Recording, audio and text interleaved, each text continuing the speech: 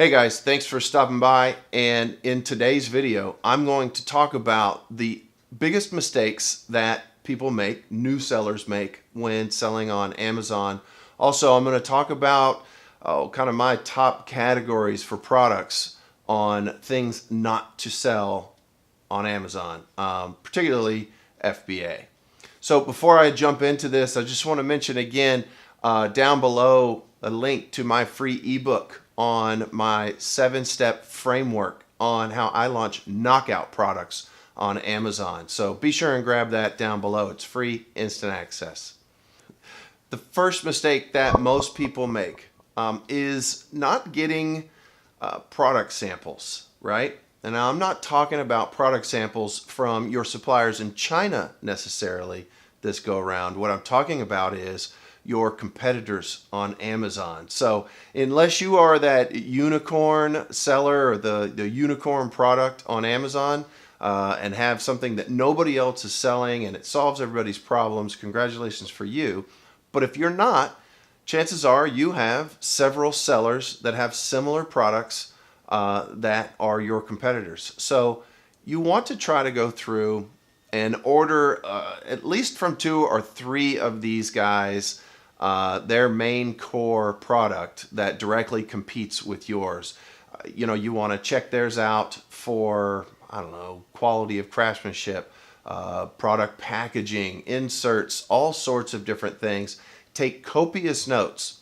And then when you're compiling and doing your R&D for your own products, make sure that you overcome these issues. Most people just go in and read the reviews when they're doing their R&D. So it's a great idea to read all of the reviews. Obviously, you've been told to read the 1-star reviews. Read all of the reviews, because the people that have 4 and 5-star reviews, a lot of times they will still have a recommendation for you. So this is a really inexpensive way to get your R&D out of the way. Okay, number 2 is poor product listings, right? And this is something that you have the ultimate control over. When you're making your own product, it's going to be your own ASIN. It's going to be your own listing on Amazon. You have all the control over this in the world, right? So probably the number 1 thing with product listings is your photographs. They need to be super high quality photographs. So you can send your products to people to have pictures taken, set up a small booth, do something, but do what it takes to get high quality photographs in your listing.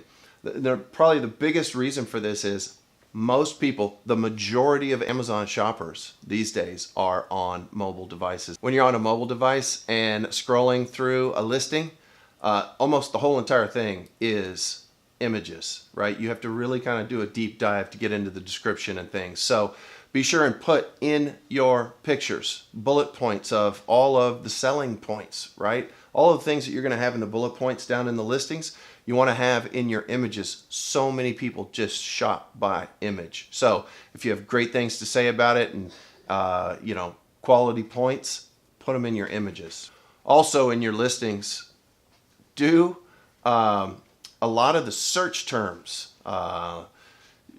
If you type in the top of Amazon, it'll do an autocomplete for you. It gives you all kinds of good information on what people are searching for. So include these in your product listings, obviously, as they make sense. But you want to include these things in your product listings so that all of these search terms will key off on your listing being found. Number 3 is get other people's opinions of your product. You may think that it's the best product in the world. It's kind of like girls and cats, right? They think that their cat is the best cat in the world, and really it's just another cat. So you got to take your personal opinion out of the mix. Take your product or your mock-up designs or your images and send them to friends, families, whatever. You can get really good, honest feedback from that. You'd be surprised at how much family like to give you honest feedback and not just pet you on the head like a cat. But You can also take these images and go to these niche Facebook groups and put your image ideas up there and ask people what they may think about it. These are people that are passionate about the topic that you're selling in, right? So put these things up there and ask for honest feedback. You will get very honest feedback there. My fourth and final mistake that I'm going to cover is importing your products, especially if you're importing from Pakistan, China, wherever, a foreign country. You need to have somebody on that end before it ships inspect your products. Make sure that they are what they're supposed to be, right? I've had numerous times that I know people, I was about to say, I've had it done to me too. It happens to me too. It was very, very minor for me, but when those products come in, you want to make sure that they are what you're paying for, right? If you're buying it through Alibaba, you can buy it through their trade assurance program, which guarantees the quality of the product. But and it goes a long way, it gets your money back, but that doesn't save you from the time, hassle, and headache that it takes to get that product to market and start selling and making money, right? Not money. Money's great. But time is money. So those are my top 4 biggest mistakes that new Amazon sellers make that you just really don't think of. Now, on to product categories to avoid. And I have 5 of them, and I'll run them down in no particular order because they're all potentially hazardous. So we'll start with potentially hazardous first. And the first one is anything that ships with a lithium-ion battery. If you are new to this game and you're just selling your products on Amazon, don't start with something that has a lithium-ion battery. There are regulations and shipping irregularities that are hard to avoid. It just makes this whole category super difficult, as are the other 4 categories. So the second one that kind of goes hand in hand with that is computer electronics or consumer electronics. You want to try to avoid consumer electronics. There are a myriad of issues that go wrong with electronics. Anywhere from quality control issues. It's hard to tell which ones are going to go bad, and inevitably there's going to be componentry that will go bad either through shipping or just manufacturing. So avoid consumer electronics. By the way, consumer electronics also have one of the highest return rate in the category, and also typically a very low profit margin. So again, avoid consumer electronics. Now, the third on my list is anything that is made out of something super fragile, right? Like glass. You don't want your first rodeo to be something that is made of glass, because I think that we all know the reason why here, and that is because it is so easily breakable in shipping. You could get that product inspector in China and everything is a green check mark and ready to ship, but the minute it lands, it has gone through all kinds of turmoil, and now half of your inventory is broken. It is so hard to deal with. So I'm not saying that there aren't some great products out there made of glass. Just don't let that be your first. My fourth on my list is things that have tons of variations. I don't know, you might not want to have a t-shirt that has 4 different sizes and 18 different colors because you're going to have to stock all of that inventory.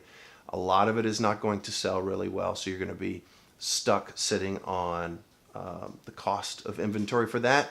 And also the ones that do sell really, really well, you're going to have issues maintaining inventory levels on that. So I'm not saying that, again, these things in no particular order, or these things are something you can't inevitably do, but if you're going to manufacture or make an FBA your first item, don't let it be in this list of things. And the last on my list is clothing.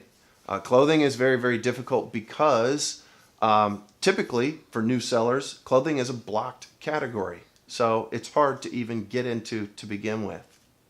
Also with clothing, you really have to have a brand that sells. You have to differentiate yourself. And for first starting out, This is so difficult to do with clothing. So anyways, I would just try to avoid it altogether. If not just in the beginning, the whole time. Clothes has kind of been a nightmare, but to each his own. So this is my list of products to avoid, especially when starting out.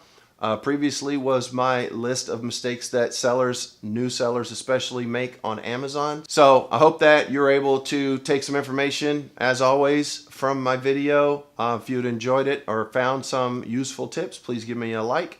Also, be sure and subscribe to the channel to be notified of future updates. And don't forget to download the free ebook for my 7-step framework on launching knockout products on Amazon. Until next time, we'll see you. So I hope that you have found this video insightful, and don't forget to give me a thumbs up and like it if you found it insightful. That sounded weird.